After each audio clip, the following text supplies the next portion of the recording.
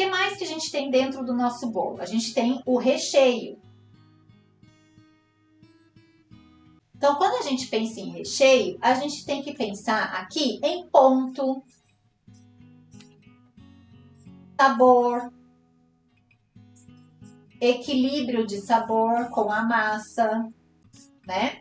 Então, é isso que a gente tem que pensar. Então, um recheio adequado para esse tipo de massa, tanto na textura, quanto em estrutura, quanto em sabor, né? Porque às vezes a gente utiliza lá uma massa que não é tão legal para um recheio lá que a gente viu na internet, e quando a gente come, a gente não sente a massa, a gente não sente o recheio.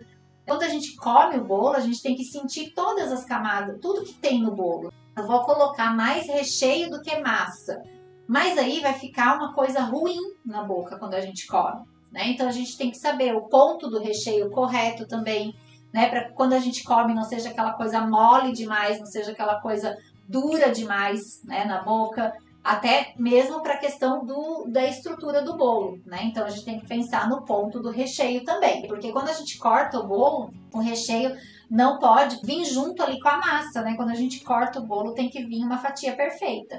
Então a gente tem que levar tudo isso para o nosso cliente, né? Então a gente está pensando aí na massa, no recheio. O que a gente tem que pensar é na questão dos ingredientes, né? Quando a gente fala em massa, em recheio, na receita. Conhecer os ingredientes, porque às vezes você vai utilizar um ingrediente que não favorece o sabor da tua receita. Eu estou utilizando cobertura fracionada no meu brigadeiro e não chocolate nobre. Estou fazendo ganache com cobertura fracionada, né? E eu às vezes nem sei que cobertura fracionada não é chocolate de verdade. Então, a gente tem que pensar que você vai estar levando aí um ingrediente de péssima qualidade para o teu produto e o teu produto vai ficar ruim, né? Então não vai ser perfeito o teu bolo, não vai ser gostoso de comer, né? Então a gente tem que pensar nessa questão aí.